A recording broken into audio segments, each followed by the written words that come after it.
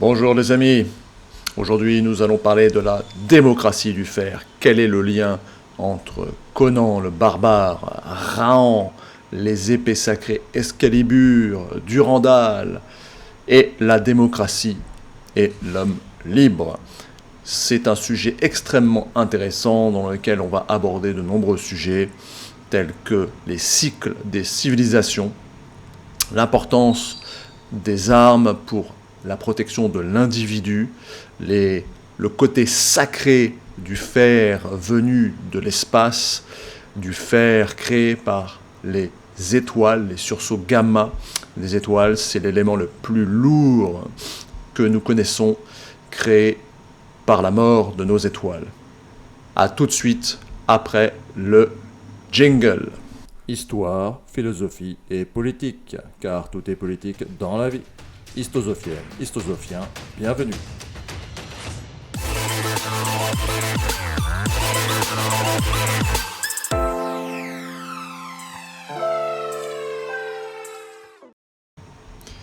Alors, le monde est cyclique. Nous traversons des périodes de richesse, de puissance et de pauvreté.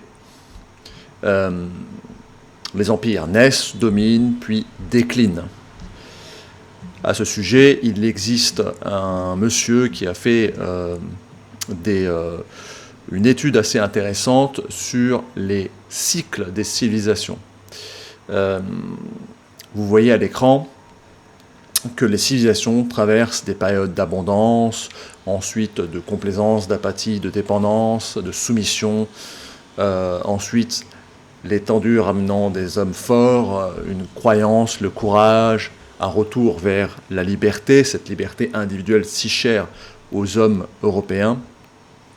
Et c'est un peu l'histoire que nous allons vivre à travers l'histoire du fer et des épées sacrées. Alors durant ces cycles, des élites se forment et s'accaparent les moyens de production jusqu'à ce que ces derniers, ces élites devenues paresseuses et faibles, perdent le contrôle des moyens de production au détriment des maîtres du palais. C'est ainsi que les Pipinides prirent le pouvoir en France au détriment des Mérovingiens. Les Mérovingiens, c'est Clovis, ces rois francs qui avaient encore une culture de l'homme libre et du fer, le pouvoir par le fer. Et les maires du palais, c'est-à-dire les chefs des domestiques, ont pris les moyens de production en main, et à ce moment-là, les Mérovingiens sont devenus ce qu'on appelle, c'est une légende, mais les rois paresseux. Et ces rois feignants ont laissé pas leurs domestiques, mais leurs intendants, leurs cadres, autrefois soumis, qui là se révoltent, prennent le pouvoir, un nouveau cycle apparaît, et ainsi passe la gloire du monde, sic transit gloria mundi. Donc voilà un peu l'introduction, et je vais rentrer maintenant un petit peu, dans une sous-partie de cette introduction, et je vais vous parler un petit peu des âges que nous avons traversés. Alors, l'âge de la pierre, vous le connaissez tous, c'est une période qui démarre au Paléolithique, c'est-à-dire quasiment il y a 3 millions d'années, et l'homme va fabriquer ses premiers outils. Et donc, ces premiers outils sont bien évidemment les fameux silex, que Rahan utilise. Lui, il a aussi un coutelas de fer, mais un coutelas d'ivoire. Mais avant tout, c'est voilà un exemple de pierre, on va dire de biface, de silex sculpté. Et vous voyez que c'est les civilisations qui ont créé ces outils sont appelées, cette période est appelée l'âge de la pierre. Elle va du Paléolithique, du Mésolithique au Néolithique. Et le Néolithique, c'est le début de l'âge historique. Ça débute il y a 10 000 ans jusqu'à, on va dire, à l'Antiquité, qui est 3-4 000 ans. Alors, c'est l'âge de la pierre. Alors, l'âge de la pierre, bien sûr, on a, entre guillemets, l'idée que les gens vivaient dans des clans relativement en paix, etc. Non, pas du tout. L'âge de la pierre, c'est effectivement la vie de Rahan. Les clans se battent pour la survie. On le sait maintenant, même durant la période, entre guillemets, de la civilisation des mégalithes, qui est 3-4 000 ans avant Jésus-Christ, après la période du Doggerland, on sait qu'il y avait en fait des conflits violents. On a retrouvé des traces de crânes fracassés et ainsi de suite. Mais c'est une période, tout de même, l'âge de la pierre, démocratique. C'est-à-dire le pouvoir à l'individu, puisque trouver des pierres, c'est pas compliqué. Tailler une pierre, c'est quelque chose qui est complexe, mais voilà, je pense qu'on peut y arriver sans trop de difficultés. Il n'y a pas besoin d'avoir des moyens de production techniques évolués, coûteux et ainsi de suite. Mais par contre, cette démocratie qui a existé, mais dans une certaine violence, s'est petit à petit désagrégée avec l'arrivée de centres de production énormes. Et ça, c'est les mines de silex de Spienne. 4000 jusqu'à 4000, 2000 ans, donc quasiment à l'âge du cuivre. Ces mines sont des sites industriels. Alors quand je dis industriels, vous voyez un petit peu, il y a des milliers de mines qui ont été creusées avec sans doute c'est énorme, hein, c'est plus de 100 hectares. Et ces sites sont tout à fait particuliers, et il y avait une industrialisation de la mine, du minage du silex, et sans doute de la taille à côté, parce qu'on a trouvé énormément de déchets. Et là, on est à la fin de cette période de l'âge de pierre, de l'individu un peu libre, qui pouvait ramasser sa pierre et se la tailler. Là, il commence à y avoir une accaparation des moyens de production par une élite qui organise ces traitements, et là on tombe presque dans une ère industrielle. Alors ça, c'est quand même assez intéressant de le noter. Et là on arrive bien sûr à la fin de ces mines à ce qu'on appelle l'âge du bronze. Alors l'âge du bronze, c'est tout à fait intéressant. C'est la période qui va débuter il y a à peu près 3000 ans jusqu'à 1200 ans avant notre ère. Et l'âge du bronze, c'est bien sûr ce que vous connaissez, hein, les épées en bronze, etc. Là, je vous mets une très belle épée en bronze qui a été découverte en Allemagne.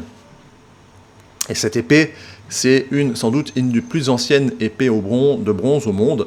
Elle est très finement faite. Alors le bronze demande l'âge du bronze qui va de 3000 à 1200 ans avant notre ère est caractérisé par l'utilisation du bronze. Le bronze, c'est quoi? Le bronze, c'est un alliage de cuivre et d'étain.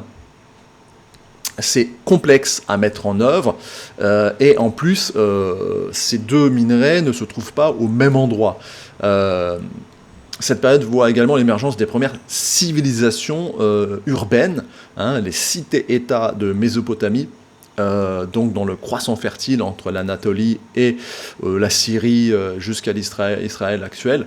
L'âge de bronze est une période complexe où les moyens de production demandent d'énormes moyens techniques et financiers. Donc là, une véritable élite se crée et prend le pouvoir. Alors pour faire du bronze, il faut un alliage de cuivre et d'étain. Les premières traces remontent à peu près il y a 3300 ans en Anatolie, c'est-à-dire en Turquie. Alors, la métallurgie du bronze s'est développée indépendamment dans plusieurs régions. Hein. Elle est apparue également en Chine, etc. Et il y a un impact très fort dans cette civilisation. Le bronze a révolutionné les sociétés parce qu'on a commencé à créer des armes. En fait, on fond, hein, on crée des moules en bois et on fond des armes. Regardez cette épée magnifique derrière qui a plus de 3000 ans. Et ça coûte très cher. Une élite se forme, des centres urbains se créent. Et là, on n'est plus du tout dans une période démocratique, comme à l'âge de bronze.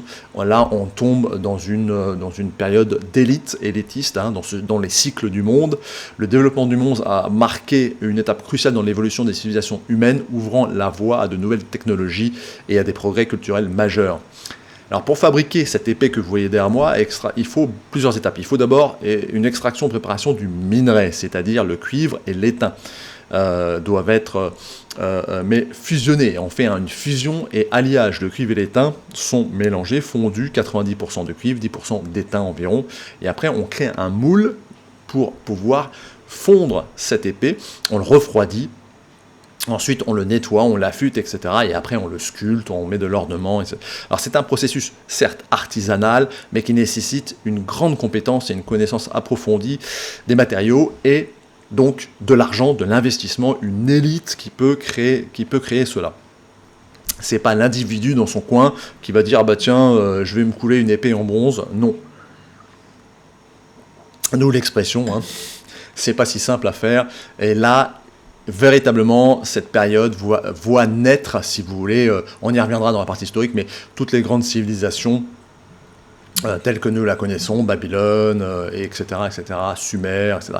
Alors, quand je vous disais qu'il y avait des problématiques, si vous voulez, pour trouver et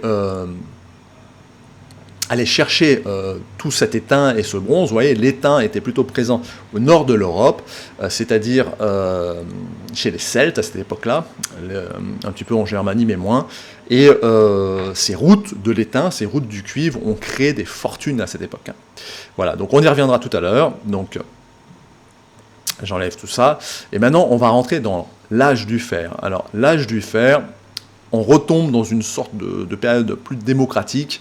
Ça commence à 1200. Et je dirais que jusqu'au XXe siècle, quasiment, l'âge du fer. Alors, l'âge du fer, c'est très intéressant. Bien sûr, le fer, comment il est apparu en premier, comment on a découvert le fer. Dans un premier temps, on a découvert le fer dans les météorites. Alors l'âge du fer commence vers 1200 avant notre ère et se poursuit jusqu'au XXe siècle, parce que là, nous sommes rentrés dans une nouvelle ère, l'ère de l'information. Alors, il est marqué par l'utilisation du fer pour fabriquer des outils, des armes. Et le fer, c'est extrêmement résistant par rapport au bronze. Alors, quand les Hittites, on y reviendra après, sans doute les premiers à avoir forgé du fer, ont massacré tous les autres. Une épée en fer contre une épée en bronze, il n'y a pas photo. Alors ceci redevient une période un peu plus démocratique, avec des moyens de production pas techniquement plus simples, mais le minerai de fer est extrêmement répandu sur la surface de la Terre. Chaque individu peut, comme à l'âge de pierre, le ramasser presque en bas de chez lui, forger des outils et des armes pour son propre usage. Alors bien sûr, les premières armes en fer ont été faites à partir de météorites ferreuses. Pourquoi ? Parce que il y a eu une fusion, quand la météorite rentre dans l'atmosphère, il y a une fusion et ça chauffe, et en fait ça enlève l'oxygène du fer et ça crée un fer de bonne qualité qu'on peut ensuite après travailler. Donc les premières découvertes, c'est avec des météorites. Et à ce sujet, vous avez le fameux poignard de Toutankhamon, qui est une des armes, pas la plus ancienne, je pense, mais une des armes assez connues autour d'un poignard fait avec une météorite. Voilà, c'est celui-là. Vous voyez que à cette époque, on n'avait pas encore les techniques pour fabriquer le fer à partir du minerai.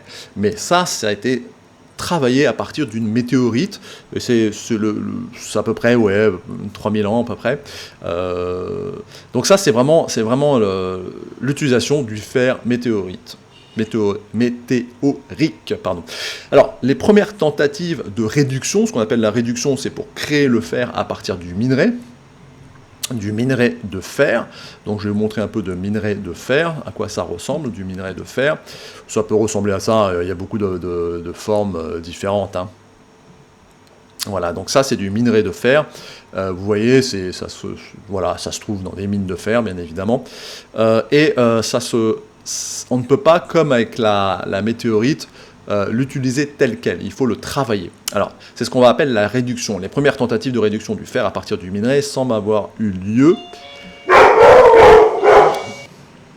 Désolé, petite interruption. Alors, effectivement, les premières tentatives de réduction, c'est en Anatolie, 1800 ans avant notre ère. C'est les fameux Hittites. Les Hittites ont maîtrisé la réduction de fer et ont on forgeait des épées et des armes en fer. Alors, il y a eu des autres développements, comme je vous disais, en Afrique et en Chine. Afrique subsaharienne était à noter, hein.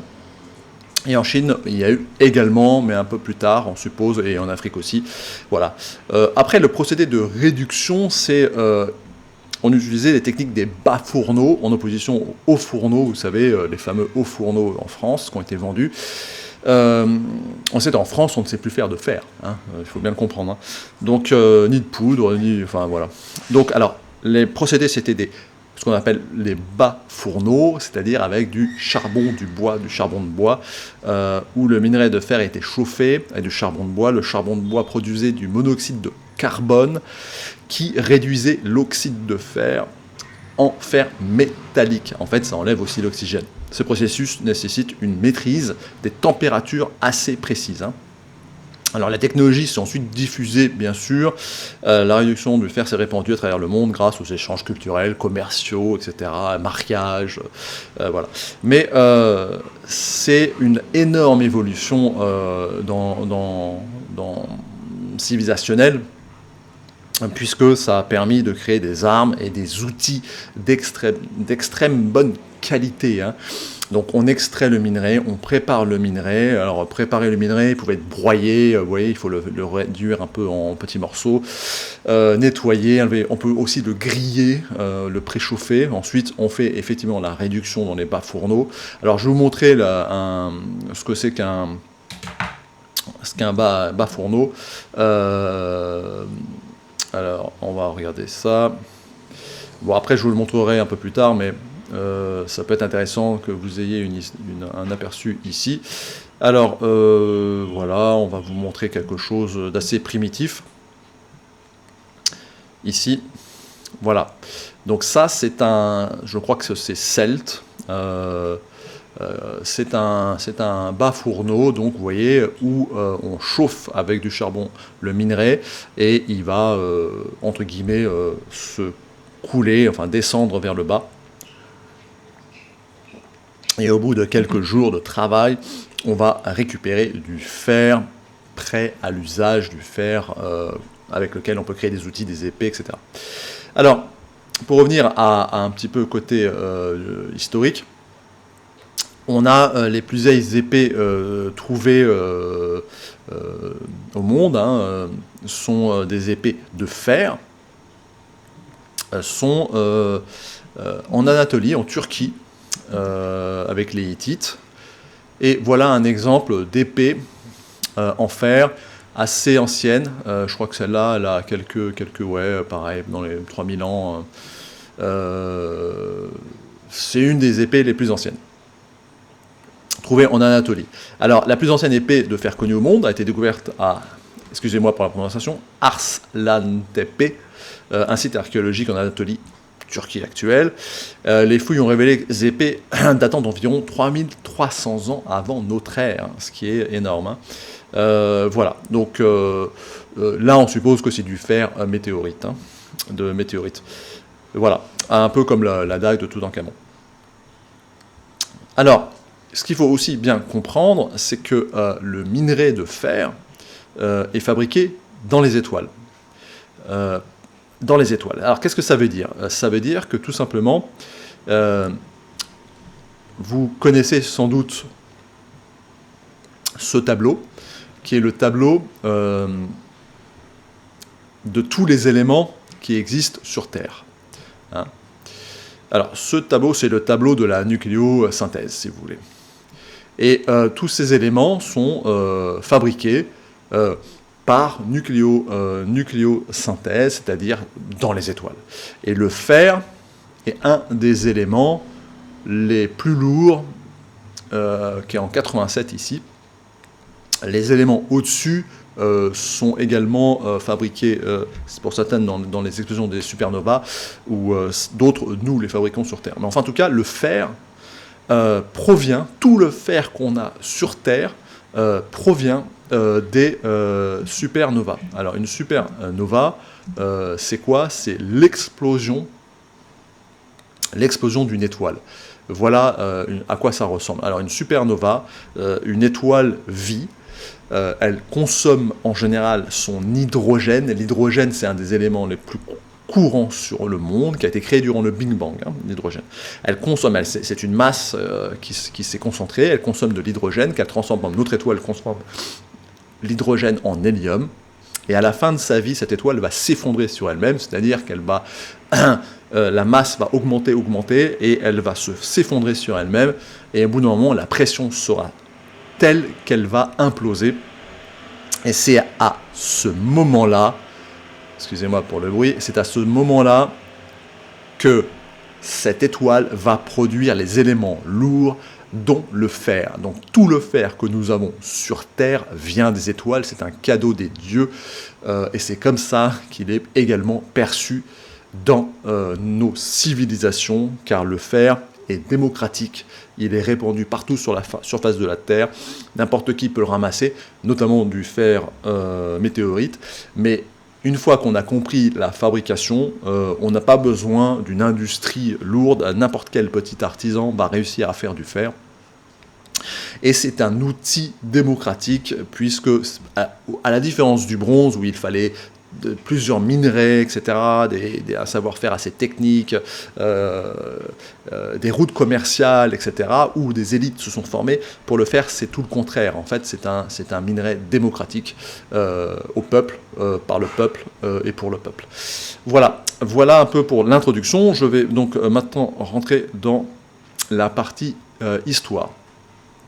Alors, comme on l'a vu, on a découvert le fer, d'abord météoritique, et ensuite on a commencé à savoir maîtriser le fer avec la métallurgie qui apparaît il y a 1200 ans à peu près, les Hittites. Voilà. Alors, les grandes différences entre l'âge du bronze et l'âge du fer, c'est que le bronze est marqué par l'utilisation d'un alliage de cuivre et d'étain, principalement réservé aux élites, en raison de la rareté et du coût élevé de l'étain. L'étain, il faut aller le chercher quasiment en Angleterre, en Cornouailles, en Écosse ou au nord de l'Europe. Les objets en bronze étaient souvent symbolisaient le prestige et la richesse. Il y a par exemple dans les routes de l'étain, il y a eu des civilisations celtiques qui sont devenues très riches. On a retrouvé cela grâce aux tombeaux. C'est par exemple la civilisation de Hallstatt. Je vous montrerai quelques photos après. Alors ça, c'est un peu la grande différence. L'âge du fer va permettre à n'importe qui de s'armer.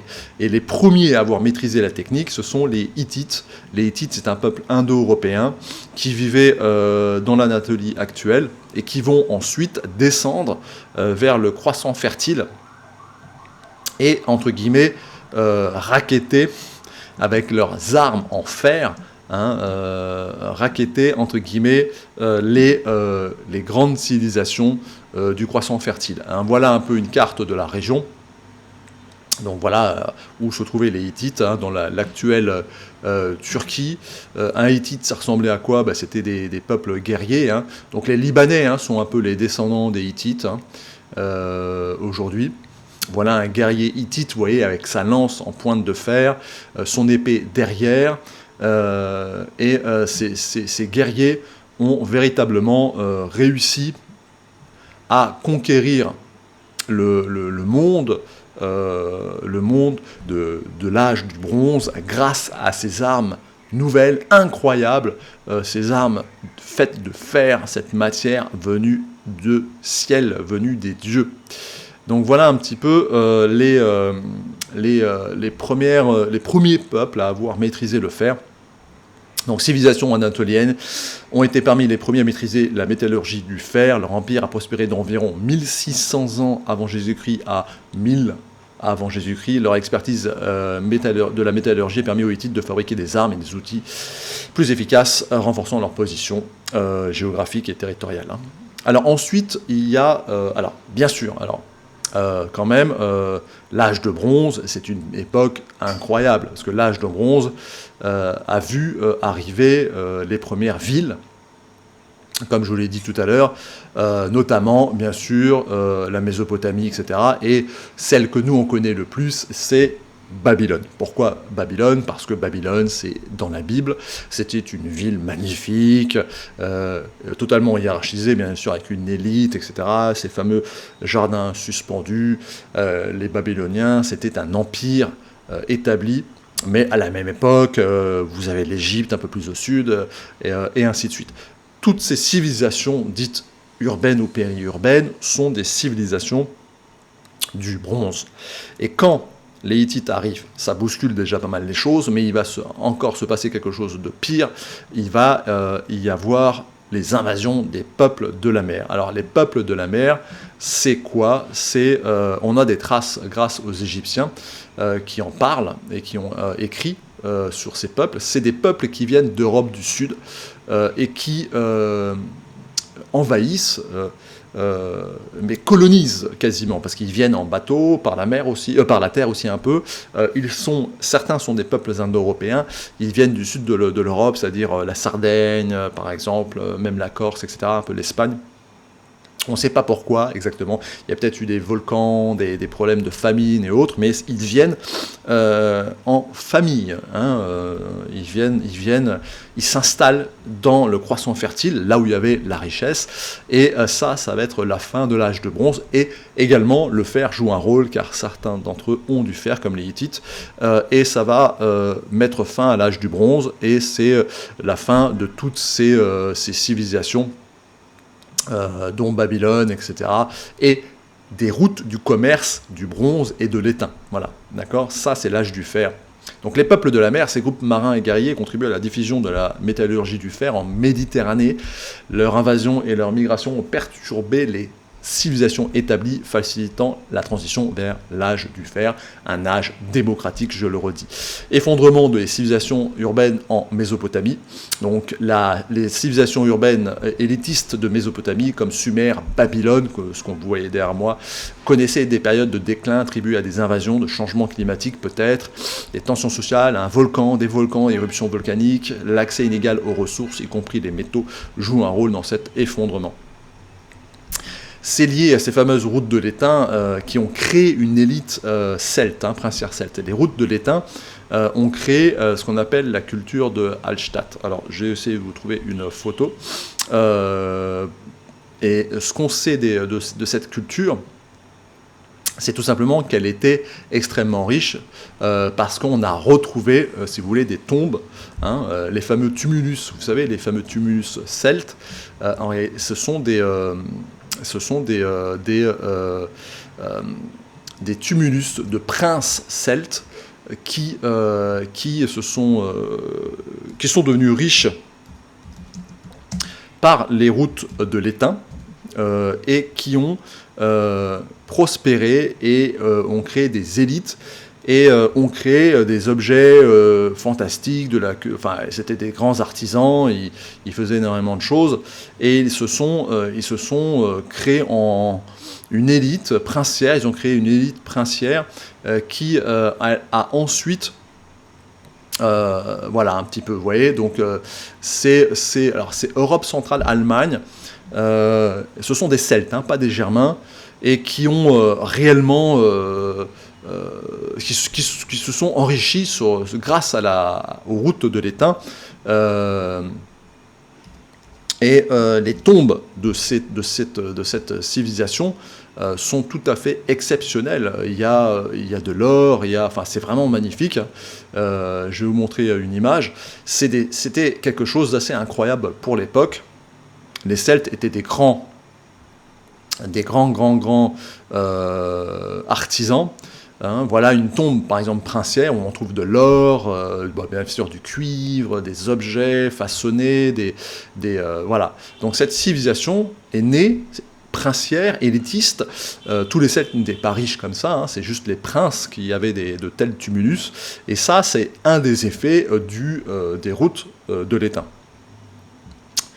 Alors, la civilisation, l'âge du fer, va totalement bousculer cela en redonnant au peuple le pouvoir, entre guillemets, grâce au fer qui est, je le redis, distribué quasiment équitablement sur Terre. Alors bien sûr, il y a des qualités moindres, etc.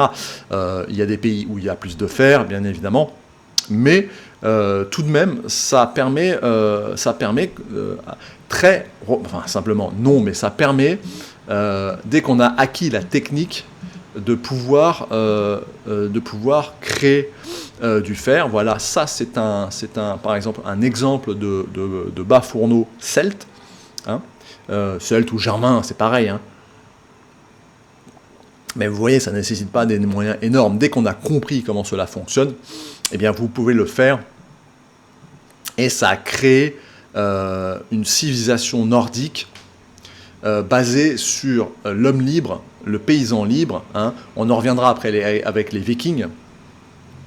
Mais cette civilisation, elle est très intéressante puisque c'est la création du paysan libre et armé de fer en Europe du Nord. L'Europe du Nord, l'utilisation du fer permet aux paysans de fabriquer leurs propres outils et armes, contribuant à leur indépendance et à la formation de sociétés plus égalitaires. Les armes en fer permettent également aux paysans de défendre leurs terres contre les envahisseurs.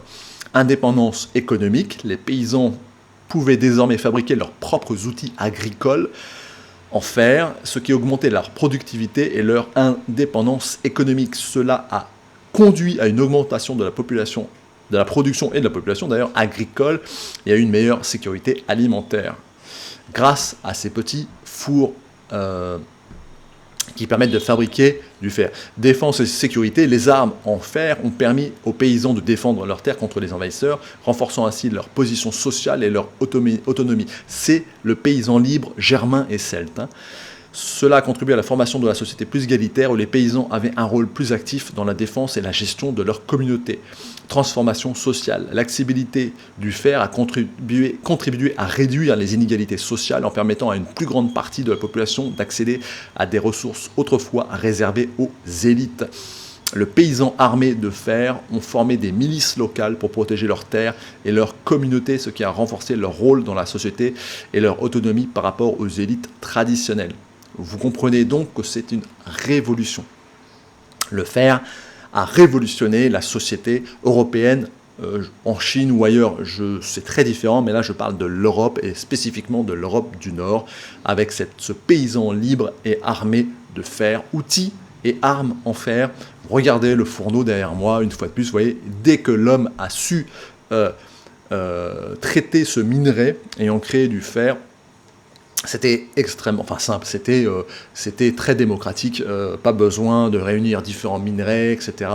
Voilà, du bois, vous en avez partout en Europe, du minerai de fer, vous en avez partout en Europe, donc c'est une production démocratique, artisanale et démocratique. Alors, ça a existé jusqu'à la révolution industrielle, parce que les moyens de production, vous voyez derrière moi ce bas fourneau, il est simple, c'est les moyens de production de l'homme de l'âge de fer est simple. Bien évidemment, la révolution industrielle va changer la donne avec... alors, elle ne s'est pas faite en un jour, mais vous voyez là, par exemple, ça, c'est une transition entre le bas fourneau et le haut fourneau, d'accord ? Alors, je ne vais pas rentrer dans les techniques, parce que là, moi, je ne suis pas un spécialiste non plus, mais comprenez que le bas fourneau, c'est artisanal, vous pouvez le faire vous-même dans votre jardin demain. Un haut fourneau demande des moyens de production beaucoup plus conséquents, hein, et ça, c'est une révolution. Alors, on va arriver jusqu'à la révolution industrielle, et là, la révolution industrielle, ben voilà, c'est un haut fourneau de la révolution industrielle, plus ou moins. Là, il faut des moyens de production énormes et une nouvelle élite se forme, hein. C'est ce qu'on appelle le capitalisme qui vit encore aujourd'hui, mais il a changé aujourd'hui, j'en parlerai dans la conclusion. Là, plus démocratique, plus de démocratie, l'ouvrier devient un moyen de production comme un autre. C'est la création du marxisme avec Karl Marx, bien évidemment, du socialisme, de toutes les révolutions socialistes qui ont existé, où le peuple veut reprendre en main et les moyens de production, il veut contrôler sa destinée au lieu d'être un pion dans un outil de production qui demande de l'investissement, donc du capital, de l'argent, etc. Toujours un savoir-faire, bien sûr. Mais voilà, donc vous voyez la différence, ça c'est la révolution industrielle. L'introduction des aux fourneaux et des outils de production réservés aux riches marquent la fin de l'homme libre et autonome. La production de fer à grande échelle nécessite des investissements importants, réservant ainsi les technologies aux classes aisées et aux grandes entreprises. Alors je rentre maintenant dans la partie philosophie.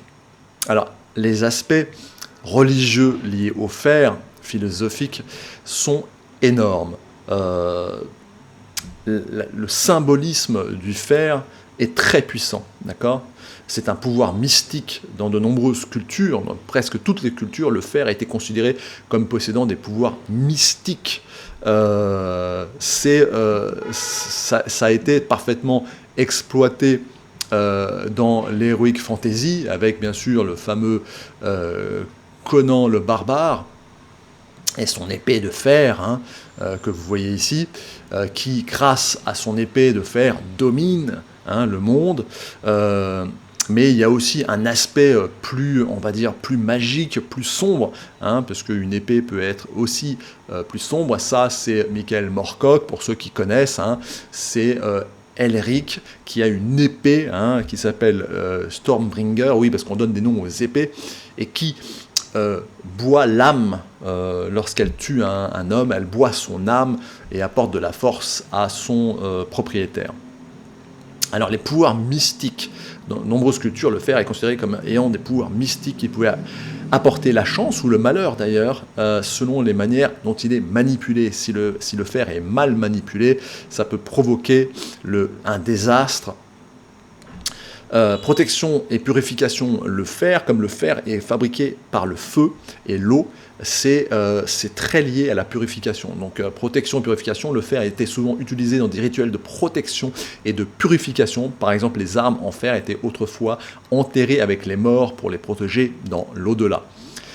Divinités associées au fer. Les divinités sont associées au fer. Vous avez en Afrique subsaharienne le fameux dieu Ogun. Alors là, je vous montre une petite effigie du dieu, voilà, qui vaut ce qu'elle vaut. Ça, c'est le Nigeria. C'est le dieu du fer, mais pas que du fer. C'est le dieu de la puissance également. C'est le dieu de la puissance qui représente également le guerrier africain. Et là, je vais vous montrer une épée rituelle. Donc je pense aussi du Niger, mais je ne suis pas sûr. Alors dans les religions africaines, Ogun est le dieu de la guerre et du fer. Il est vénéré comme un puissant créateur et guerrier, et ses adeptes croient qu'il façonne des connexions humaines et les énergies spirituelles. Vous voyez, c'est très important. Regardez cette magnifique épée en fer rituelle derrière. Bien évidemment, vous avez dans la mythologie grecque et romaine Vulcain, le dieu du fer et de la métallurgie, souvent associé au travail du fer et des métaux, bien évidemment.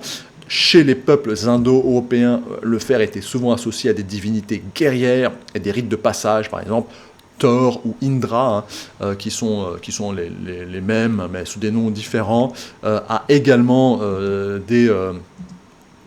des attributs guerriers, comme ici, vous voyez, ça c'est l'épée foudroyante de Indra. Alors chez les Indo-Européens du nord de l'Europe, c'est Thor. Chez les Indo-Européens, le fer était associé à des divinités, donc Thor, Indra c'est le dieu du tonnerre, etc., etc. Donc le fer dans les Védas, là on a des traces écrites. Les Védas, c'est un des plus anciens textes religieux au monde. C'est des Indo-Européens arrivés en Inde, dans la région de l'Inde. Donc le Rig Veda, et l'un des textes les plus anciens de l'humanité, mentionne l'utilisation de fer. Les hymnes du Rig Veda font référence à des armes et des outils en fer. Soulignons leur importance dans des rituels et les batailles. Indra, le dieu Indra, souvent mentionné dans la Rig Veda, est décrit comme utilisant des armes en fer, notamment la foudre. Alors, le Vajra, ce que vous voyez ici, c'est un peu une épée équivalente à ça. Je vais vous en montrer une autre. Plus rituel, pour un usage plus rituel. Vous voyez, elle est associée à la foudre. La foudre, ça c'est des épées antiques que je vous montre derrière. Là. Donc vous voyez, elle est associée à la foudre derrière. Donc très joli également. Donc Indra, le dieu Indra, souvent mentionné dans le Rig Veda, est décrit comme utilisant des armes en fer, notamment la foudre, l'épée de foudre, pour vaincre ses ennemis. Cela symbolise la puissance et la force associée au fer. Rituels védiques, les rituels védiques incluaient l'utilisation d'objets en fer pour diverses cérémonies, reflétant leur croyance en des propriétés purificatrices et protectrices. Alors maintenant, on va parler un petit peu des épées sacrées, parce que les épées sacrées, il y en a dans la plupart des civilisations. Pour les Indo-Européens, les épées de fer étaient souvent considérées comme des armes et étaient utilisées dans des rituels religieux et de cérémonies. Elles symbolisaient bien sûr la force, de l'épée, le fer. Et là, je vais vous montrer quelque chose de très actuel. Je vais en parler juste dans un instant. L'épée, donc, est un symbole de puissance. Et par exemple, au Moyen-Âge, il y a eu beaucoup d'épées sacrées. Et là, on va parler de Durandal. Donc, l'une des épées les plus célèbres du Moyen-Âge français est Durandal, l'épée légendaire de Roland. Le paladin de Charlemagne, selon la légende, Durandal était indestructible et contenait des reliques sacrées telles que des dents de Saint-Pierre et du sang de Saint-Basile. Roland aurait tenté de détruire son épée pour qu'elle ne tombe pas aux mains de ses ennemis, les Basques. C'était pas les Sarrasins, bon, il était parti faire la guerre aux Sarrasins, mais cette histoire, l'histoire de Roland, c'est dans le Pays Basque. Mais il n'a pas pu casser son épée parce qu'elle était trop forte, trop solide. Finalement, il l'aurait jetée dans un rocher à Racamadour, où elle est restée pendant des siècles. Alors ça, voilà, c'est l'épée, soi-disant, légendaire de Durandal. Donc vous voyez, ça c'est effectivement comment elle était il n'y a pas encore très longtemps à Rocamadour, mais elle a été volée il y a, je ne sais pas, quelques mois. Voilà, donc on a perdu l'épée de Roland. Bon, ce n'est pas la seule épée connue. Vous avez bien sûr la Joyeuse, l'épée de Charlemagne. Une autre épée légendaire, elle était utilisée dans la cérémonie de couronnement des rois de France. Pour couronner un roi, souvent il faut une épée, parce que l'épée c'est la justice, c'est l'ordre, c'est la droiture, etc. On parle ici d'épée droite à double tranchant. Les épées sacrées dans les sacres, les épées utilisées lors des sacres des rois de France, etc. etc. Alors, c'est très intéressant. Et là, je vais terminer cette partie avec quelque chose d'assez particulier, qui est, entre guillemets, la météorite. Vous savez que les musulmans tournent autour, à la Mecque, d'un monument, vous savez, ce monument assez carré, là, comme ça. Ils tournent autour, et ce monument, donc ici, contiendrait, bon, c'est presque sûr, mais bon, voilà, je mets du conditionnel au cas où, ce bâtiment contiendrait donc une météorite ici, et cette météorite, qu'on appelle la pierre noire, située à l'angle sud-est de la Kaaba, à la Mecque, est vénérée par les musulmans, bien que son origine exacte soit débattue. On pense que c'est une météorite. Alors, est-ce une météorite ferreuse ?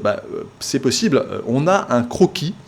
Alors ça, c'est un tableau qui représente la pierre noire. Donc, c'est une météorite tombée du ciel, ça c'est une certitude. Est-elle ferreuse ? Sans doute. Voilà le croquis qu'on a de cette pierre. Bon, ça vaut ce que ça vaut, mais voilà. Donc, météorite vénérée par les musulmans. Voilà, je termine là-dessus, et là, je rentre dans la partie politique. La partie politique, elle est également très intéressante et importante. Alors, nous avons vu que le fer, la révolution de l'âge de fer, a redonné de la démocratie au peuple. À partir du moment où vous savez comment fabriquer du fer avec un bas fourneau, vous avez juste besoin du minerai qui se trouve à peu près partout en Europe, et vous avez besoin de charbon qui est aussi quelque chose de très démocratique, et ce qui a permis à l'homme paysan, libre de s'armer, de fabriquer ses outils, mais également de fabriquer ses armes. D'ailleurs, l'outil et l'arme est souvent très proche. Alors, nous avons vu qu'il y a plusieurs mythologies des épées sacrées, et que à peu près toutes les épées sont, à un moment donné ou l'autre, sacrées. Alors, maintenant, on va rentrer un peu dans dans le christianisme, le début du christianisme, l'épée droite, c'est-à-dire, on va dire, allez, on va montrer une épée type Excalibur, pour faire simple. L'épée droite, l'épée du Moyen-Âge, comme celle-ci, là, elle est droite et à double tranchant. D'accord ? C'est important parce que ça, c'est un symbole important. Donc, dans le christianisme, l'épée droite et à double tranchant a un symbole profond et multiple. Parole de Dieu. D'accord ? Dans la Bible, l'épée à double tranchant est souvent utilisée pour symboliser la parole de Dieu.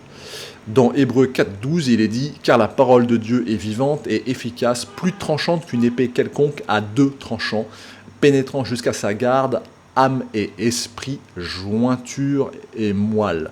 Elle juge les sentiments et la pensée du cœur. » D'accord ? Cela signifie que la parole de Dieu est puissante et capable de discerner les intentions et les pensées les plus profondes. Donc l'épée a un pouvoir de vérité et de justice. Alors, justement, justice et jugement. L'épée à double tranchant représente également la justice divine et le jugement. Elle sépare le bien du mal et symbolise la capacité de Dieu à juger avec équité et discernement. Alors, Dieu, ça peut être un Dieu indien, chinois ou chrétien, hein, parce que c'est à peu près partout pareil. Alors là, plus particulièrement, symbolisme dans l'Apocalypse, dans le livre de l'Apocalypse, Jésus est décrit comme ayant une épée à double tranchant, sortant de sa bouche, symbolisant la puissance de sa parole et son autorité pour juger les nations. Apocalypse 1, 16, 19, 15. Cela montre que la parole de Jésus est une force de vérité et de justice. Enfin, le combat spirituel, l'épée est également un symbole de combat spirituel. Les chrétiens sont appelés à utiliser la parole de Dieu comme une arme pour défendre la foi et à combattre les forces du mal par la parole, mais aussi par l'épée en fer. L'épée à double tranchant dans le christianisme est donc un symbole riche et complexe, représentant à la fois la puissance et la parole divine, la justice et le jugement et le combat spirituel.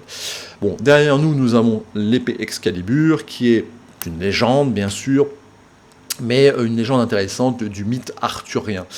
Alors, du roi Arthur, hein, c'est 4e, 5e siècle, hein, le roi Arthur, c'est pas après, comme on a vu dans certains films. Alors, l'origine et étymologie. Le nom Excalibur provient du gaulois, alors excusez-moi pour la prononciation, Caldebech, qui signifie dur en taille. La première mention de l'épée sous ce nom est attribuée à Chrétien de Troyes. Chrétien de Troyes, c'est un Français. C'est lui qui a écrit la légende du roi Arthur, enfin, ou qui l'a peut-être regroupée, au tout de moins. Donc la légende de l'épée dans la pierre, comme vous voyez derrière moi, dans certaines versions de la légende d'Excalibur, est confondue avec l'épée dans la pierre que seul le véritable roi de Bretagne pouvait retirer.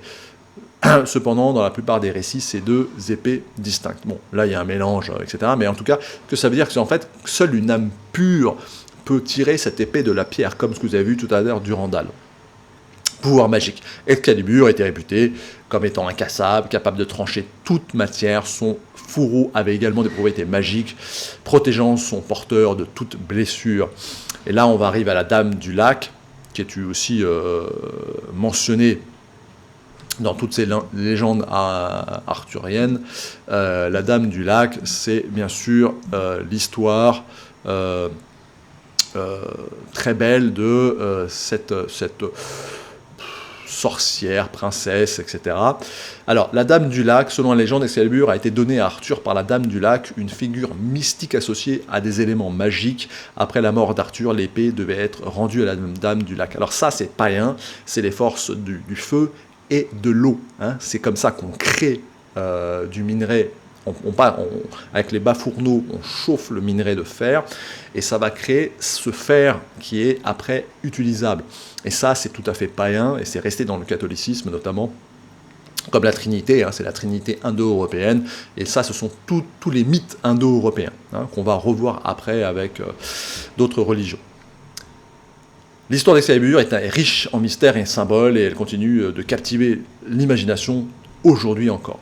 Alors là, on va faire quelques petits tours rapides dans d'autres religions, c'est intéressant. Dans l'islam, il y a aussi l'épée sacrée qui s'appelle Zulfiqar, excusez-moi pour la prononciation, celle qui a l'épine. Cette épée est l'un des symboles les plus anciens et les mieux connus de l'islam.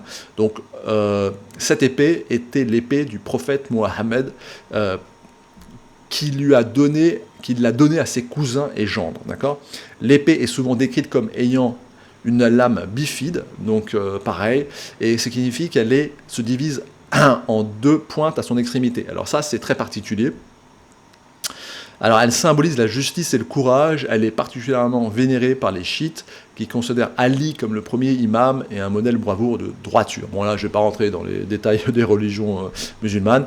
Légende et histoire, de nombreuses histoires entourent cette épée, notamment celle où Ali l'a utilisée pour défendre l'islam dans une bataille importante comme celle de Bard et de la bataille de Khayabar. Bon, alors maintenant dans l'hindouisme. Alors sur l'islam je n'ai pas d'image à vous montrer. Mais dans l'hindouisme, plusieurs armes sacrées ou associées aux divinités, aux récits mythologiques. Donc, vous avez Nandaka, l'épée de Vishnu, souvent représentée dans les mains lors de ses avatars comme Krishna et Rama. Vous avez Kadja, utilisée par la déesse Durga. Cette épée symbolise la puissance divinité de la destruction du mal. Durga est souvent représentée avec plusieurs armes, dont Khadga, pour montrer sa capacité à protéger le Dharma. Le Dharma, c'est la loi cosmique et morale. C'est la matrice initiale. Parachou, bien sûr, que ce soit une lance, elle est parfois considérée comme une épée également. Alors, toutes ces armes ne sont pas seulement des outils de combat, mais elles incarnent également des principes spirituels et moraux de l'hindouisme. Elles rappellent aux fidèles les valeurs de justice et de protection de la sagesse, l'hindouisme étant à l'origine le Rig Veda, une culture indo-européenne. Alors, la Chine, vous avez également des épées. Vous avez Jian, l'épée de Jian est l'une des plus anciennes et respectée en Chine. Elle est droite à double tranchant. Donc là, on retrouve les attributs indo-européens. Donc droite à double tranchant est souvent appelée l'épée du gentleman en raison de son association avec les érudits et la noblesse. Cette épée symbolise la justice, la sagesse et la bravoure. Vous avez le Dao. Contrairement, dans le Dao c'est une religion chinoise. Le Dao est une épée courbe à seulement un tranchant, souvent utilisé par les soldats de la cavalerie. Elle est connue pour sa puissance et son efficacité au combat. Ensuite, vous avez Janjin ou Moye, excusez-moi pour la prononciation encore. Ces 2 épées légendaires ont été forgées par le célèbre forgeron Janjin et sa femme Moye. Selon la légende, Jian a sacrifié sa vie. Alors ça, c'est important pour créer ces épées qui sont devenues les symboles de la loyauté et du sacrifice. Souvent, et ça, on va retrouver ça au Cambodge, par exemple, souvent, le forgeron doit se sacrifier pour que cette épée puisse naître, le sacrifice ultime de sa vie. Ensuite, vous avez Xiao, l'épée de Liu Bang, le fondateur de la dynastie des Han. Xiao est souvent associé à la fondation de la dynastie et la montée au pouvoir de Liu Bang. Voilà, donc vous voyez, toutes ces épées ne sont pas seulement des armes, mais également des choses importantes, spirituelles, etc. Alors, vous avez aussi des épées sacrées au Japon. Alors, au Japon, bien évidemment, tout le monde connaît le samouraï. Selon la mythologie japonaise, l'épée a été découverte par le dieu Susanoo dans la queue du serpent à 8 têtes Yamata no Orochi qui l'avait vaincu. Susanoo a offert l'épée à sa sœur, la déesse du soleil, pour se réconcilier avec elle. Alors, l'un des 3 trésors sacrés du Japon avec le miroir, c'est le Kunanshi ou Tsurugi, excusez-moi pour la prononciation, et voilà, ces trésors symbolisent respectivement la valeur de sagesse et de bienveillance. Dans l'histoire, l'épée a été donnée au légendaire prince Yamato Takeru par sa tante, une prêtresse pour le protéger lors de ses aventures. Elle est devenue, donc l'épée est devenue le symbole de bravoure et de protection divine. Voilà, donc l'épée au Japon a un rôle très important, bien évidemment. Alors maintenant, je vais vous parler un petit peu du Cambodge, où je vis, et où vous avez quelque chose d'important, c'est l'épée sacrée cambodgienne. Alors, l'épée sacrée cambodgienne, elle est très importante, elle s'appelle Preakan. Elle a été créée par Indra. Alors, je vais essayer de trouver une image pour vous montrer tout ça. Alors, un petit instant. Voilà, je vous mets quelques images en même temps et après on va reprendre. Donc là, vous avez un exemple de cette épée refaite par les forges Citadel au Cambodge. Alors, l'épée sacrée du Cambodge. Origine et signification. Alors, cette épée, comme je vous l'ai dit, elle est créée par... à la demande du dieu Indra, La préakane, qui signifie épée royale sacrée en khmer, est une épée à double tranchant avec une lame en acier ciselée et un fourreau en or orné de bijoux. Elle symbolise la souveraineté et la légitimité royale cambodgienne. Alors selon la légende, l'épée a été forgée sous la direction du dieu Indra par les dieux Shiva et Vishnu. Elle représente la Trinité avec Shiva et Vishnu et Indra, la Trinité indo-européenne, symbolisée par la lame, la poignée et le fourreau. Le rôle dans la monarchie cambodgienne. La préakane Reach était un symbole de légitimité par les rois khmers. Celui qui possède l'épée était considéré comme le souverain légitime. Elle a été utilisée lors des cérémonies de couronnement et elle a été vénérée tout au long de l'histoire. Cette épée, l'original, a disparu durant la guerre civile cambodgienne.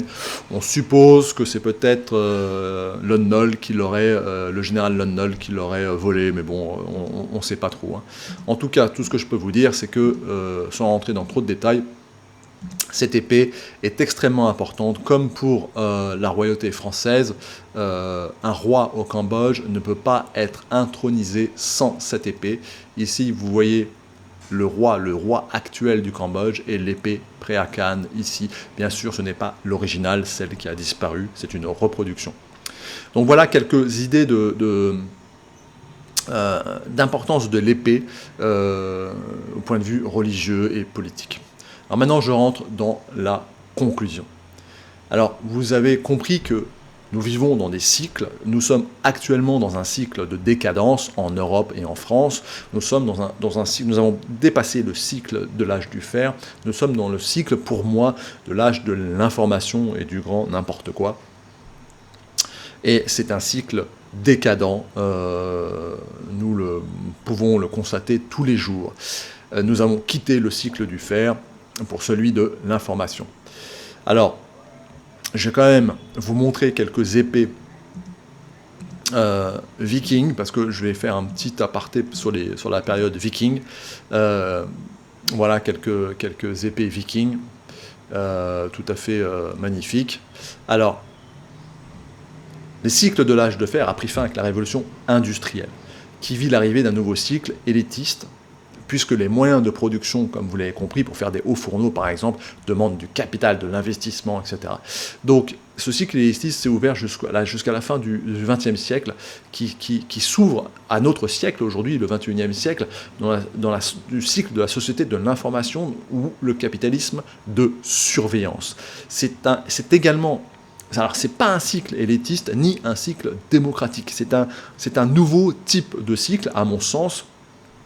Ce capitalisme de surveillance a mis fin au cycle naturel que nous avons évoqué dans cette vidéo. Je pense que là, nous sommes figés, nous n'avons plus évolué, sauf peut-être conflit majeur, parce que le cycle du capitalisme de surveillance a créé l'autocontrôle, c'est-à-dire c'est nous-mêmes qui nous contrôlons. Regardez ce qui se passe en Angleterre, un peu partout, nous sommes fliqués, surveillés et totalement contrôlés. Donc, les Vikings, pourquoi je vous mets ces épées Vikings? Parce que les Vikings, ça a été un soubresaut de cet homme libre. Le Moyen-Âge a commencé progressivement à changer cet outil de production démocratique avec une évolution vers le haut fourneau, pour parler du fer, qui s'est fait petit à petit. Et l'homme libre a été l'homme libre, le mérovingien, qui était encore un homme libre, quand les Pépinides ont pris le pouvoir, etc., les Capétiens ensuite. La complexification des sociétés a fait que l'individu a été de moins en moins libre et armé. Le fer a été créé, mis dans des centres de production de plus en plus complexes, et les moyens de production sont devenus de plus en plus complexes, jusqu'à arriver à la révolution industrielle. Mais au 8e siècle, 8e, 9e siècle, il y a eu un soubresaut, c'est à l'époque de Charlemagne, un peu à la fin de Charlemagne, qui était un empereur, mais autoritaire, voire presque tyrannique. Les centres de production ont commencé à se mettre dans quelques mains, et les Vikings ont réapporté cet esprit libre de l'homme libre, du paysan libre et armé par ses propres moyens, ses propres outils et armes, et il a redonné un souffle de liberté individuelle à ce Moyen-Âge féodal qui était en train de devenir une tyrannie. Et ça a redonné un second souffle de liberté et de liberté individuelle à l'homme. Et ça, c'est aussi ce qui a créé quelque part le protestantisme après, le côté positif du protestantisme, c'est-à-dire de la liberté individuelle étant la chose la plus importante. Quand les protestants ont dû quitter la France, suite aux guerres de religion, ils se sont répandus en Hollande, en Afrique du Sud, au Canada, en Angleterre, et ainsi de suite. Et c'est ce qui a créé également plus tard les États-Unis d'Amérique, avec les pèlerins, ces protestants qui se sentaient pas assez libres en Angleterre, protestante, anglicane, ont créé les États-Unis. Alors ça, c'est intéressant, et l'Afrique du Sud aussi. C'est intéressant parce que c'est un mouvement de liberté individuelle poussé à l'extrême, et l'homme libre et armé aux États-Unis, les 2 premiers amendements sont la liberté totale de parole et de croyance et la liberté des armes. Car si vous n'êtes pas armé, si vous n'êtes pas armé intellectuellement et physiquement, vous n'êtes pas dans une démocratie. D'accord ? Vous êtes sous domination. Et c'est les Vikings qui ont réapporté ça en Europe. Voilà, je ferme cette parenthèse. Et maintenant, on va terminer un petit peu cette vidéo sur la conclusion.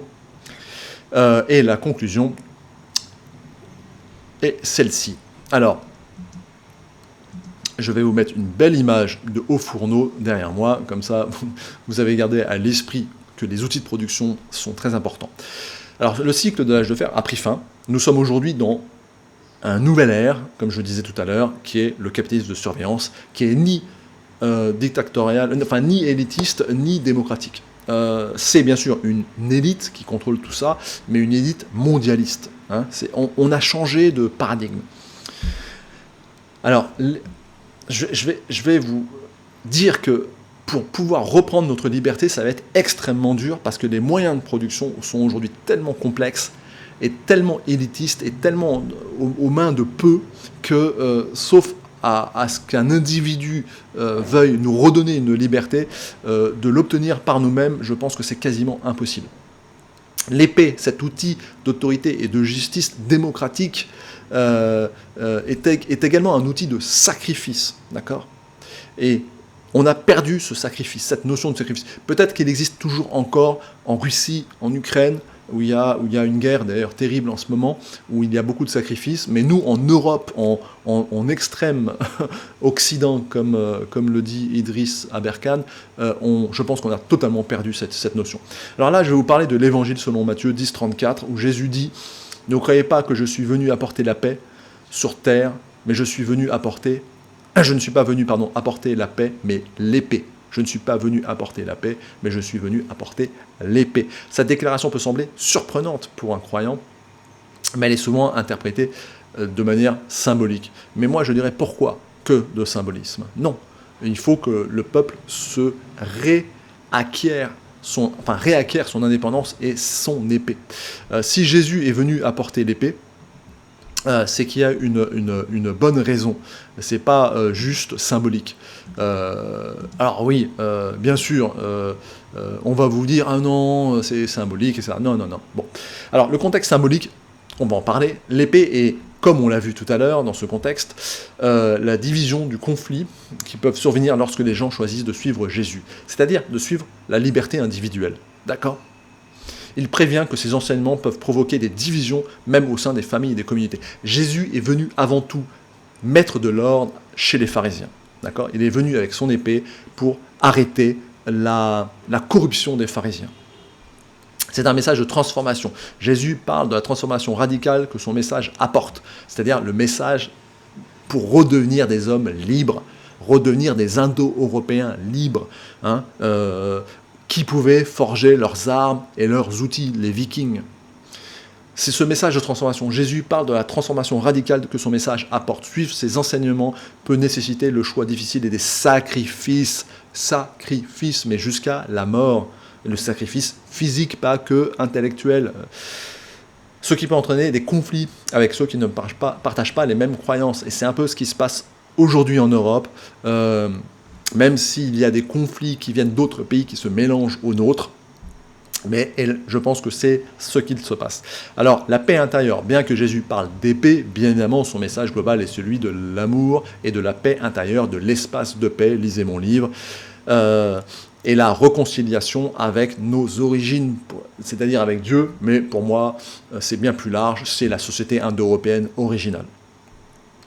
Alors, maintenant, il y a également dans la Bible, au-delà des sacrifices, il y a également une autre épée qui joue un rôle important, c'est l'épée flamboyante. Alors je vais vous mettre une belle épée flamboyante, c'est celle d'un monsieur qui a été très important. Ça, c'est l'épée flamboyante maçonnique de monsieur Lafayette. Alors Lafayette, vous le connaissez tous, ce grand personnage qui a aidé à l'indépendance de l'Amérique contre les Anglais. L'épée flamboyante, qu'est-ce qu'elle dit dans la Bible? Elle est dans la Bible, dans le livre de la Genèse, après qu'Adam et Ève aient été chassés du paradis terrestre, Dieu a placé des chérubins, c'est-à-dire des anges, à l'est du jardin avec une épée flamboyante pour garder le chemin de l'arbre de la vie. Genèse 3, 24. C'est ainsi qu'il chassa Adam et il mit à l'orient du jardin d'Éden des chérubins qui agitent une épée flamboyante pour garder le chemin de l'arbre de la vie. Cette épée flamboyante symbolise la protection divine et l'interdiction d'accéder à l'arbre de la vie après la chute de l'homme. Elle représente également la justice et la puissance de Dieu, empêchant l'humanité déchue de retrouver l'immortalité par ses propres moyens. C'est un combat spirituel, mais également physique. Dieu nous a mis au défi de retrouver notre liberté. Jésus, pour ceux qui sont chrétiens, est revenu sur terre avec son épée pour nous montrer l'exemple du sacrifice. Le message, à mon sens, est quelque peu mal interprété aujourd'hui, car nous sommes dans une telle décadence que nous avons rejeté le sacrifice. Non, nous, peuple indo-européen, nous sommes le peuple du sacrifice. Il faut de nouveau nous sacrifier si nous voulons de nouveau être indépendants. Regardez cette image du haut fourneau. Nous devons reprendre le contrôle de nos moyens de production.